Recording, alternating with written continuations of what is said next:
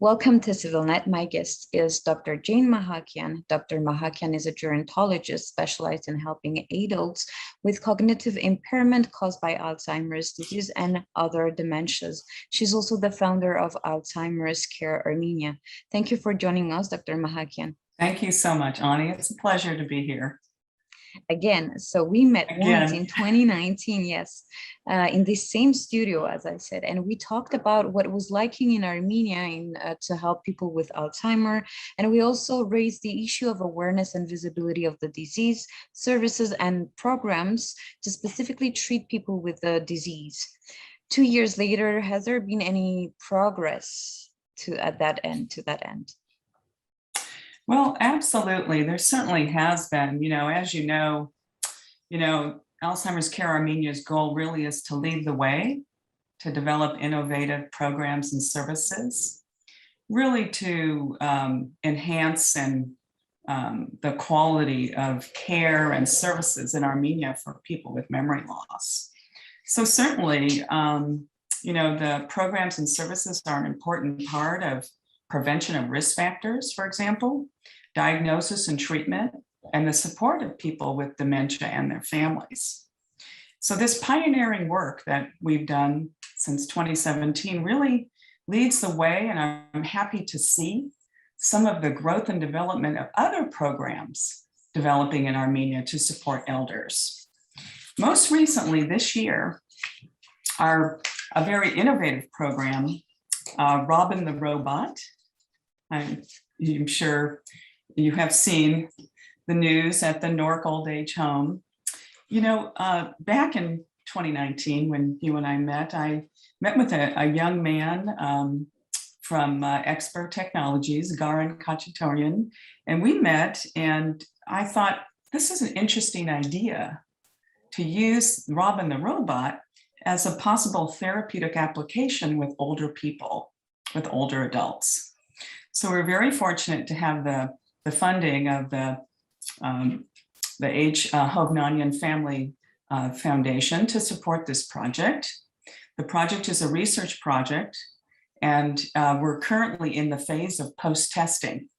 So this application of really using a robot to improve the well-being of institutionalized elders is innovative, it's creative, and we're really seeing some amazing changes in the elders at Newark Old Age Home. One of the developments is that the robot has truly become part of their family. And so the robot, Robin, will stay for another 8 months or so at Newark Old Age Home, because the elders there are they're just really feeling so close to Robin. So this project is going to be, and is very valuable and meaningful, not only for Armenia, but for elders throughout the world. This innovative type therapy really helps people with dementia, it helps people with anxiety, as well as depression. So I'm very excited about that. Right. So that was the second question, actually, to see how technology can actually help mental diseases such as Alzheimer. And you talked about the depression of the patients, but Alzheimer is also related to the loss of your memory. How does that help the patient with their memory exactly? How depression is related to the loss of memory? Mm-hmm. Well, how it really works, this artificial intelligence really recognizes the elders' emotions and interprets their facial expressions. And it also builds responsive dialogue. So many times when that person, as you can imagine, has a cognitive impairment, the first thing that is noticeable is their short-term memory. So Robin has been special programming to mirror back some of their challenges and to play actually cognitive games with the elder. So the robot is now doing exercises to improve that person's functioning short-term memory as well as immediate memory too. So it really is kind of another toolbox, shall we say, to really help people with dementia as well as depression and anxiety. It lifts the mood and it makes people feel really good when they're interacting with Robin. So when you have patients with these kinds of disease, they're sometimes, if I understand correctly, lacking of interaction with people, and that might also bring to degrade their situation. And having a robot, or for them, it's not a robot anymore, that's a companion, a daily companion. These kind of interaction, communication with someone is helping in some way with their disease. Absolutely. You know, too, is the timing of this project is very meaningful. This project, it has occurred during COVID times. And during the COVID times, as you know, enhanced isolation and loneliness was rampant throughout the world in memory care communities, assisted living communities. So Robin has really played an integral part in joining our elders at Newark Old Age Home and in really changing their mood, changing their outlook, and giving them some hope. We have some stories, life stories of people, what their stories about what their life was like before Robin arrived. And it's really, truly remarkable, the changes that we're seeing. So the changes are more related to their mood. You mean like you feel that they are less depressed? They are less, we're finding, of course, we're now in the post-testing phases, you know, but what we've observed is they're less depressed. When they get up in the morning, they want to greet Robin. They want to be with Robin and do things, you know, speak with Robin. They want to join with Robin. And we're finding that also that their cognitive skills, their ability to speak more fluid has improved. People who were not speaking in full sentences are actually now singing with Robin. So that, you know, taps another area of our brain, the ability to sing, and Robin's relationship with the elder has enhanced that skill. It is truly amazing to see. I was fortunate enough to be in Armenia last month and observe firsthand this relationship between this very special robot and the older person.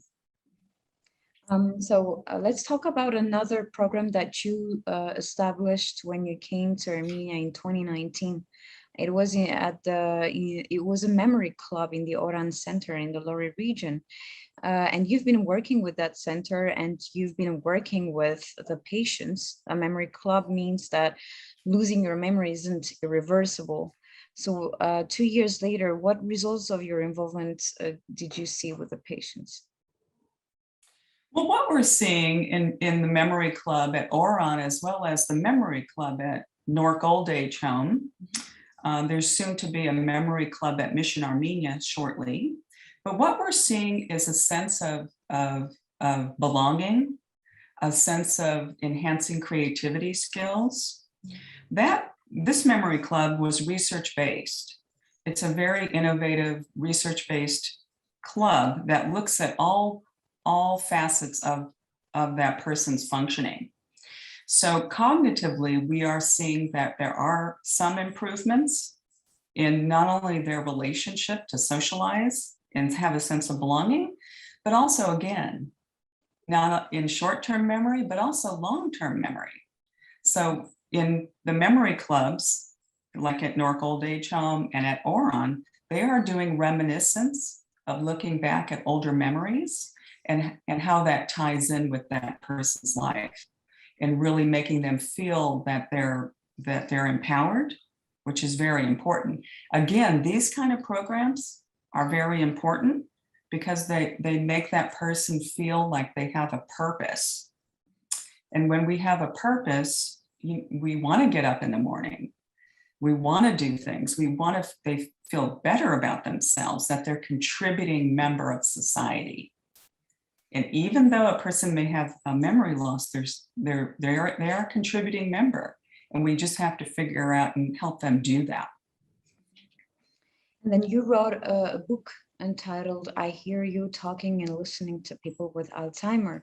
Your book is a guide to help those who have to take care for someone who has the disease. What advice would you give to those who don't know how to help, for example, their parents? Mhm. You know, that's a really good question. A lot of the approaches to a loved one with memory loss has to come really from a real understanding of the disease. The disease is, these are behaviors that are occurring that are not on purpose. I think educating oneself about the disease, Alzheimer's disease and other dementias is pivotal to really understanding the best way to communicate. For example, when a person keeps repeating information, there's a reason why they're repeating that information, right? So many times I will provide that, consultation to really have that person understand, why is my parent repeating information? Or why does my parent say that items are missing in the home and that perhaps somebody stole those items? So every behavior has meaning. And in the book, I Hear You, we talk a lot, my co-author and I talk a lot about that. Because if you understand the behaviors, you'll be able to really diffuse a lot of the really resistance and anxiety that goes along with the disease. Well, thank you very much, Dr. Mahakian, for this talk. Absolutely. As always, Ani, it's a pleasure, a real pleasure. Well, thank you for joining. Thank you for watching, and continue to follow CivilNet.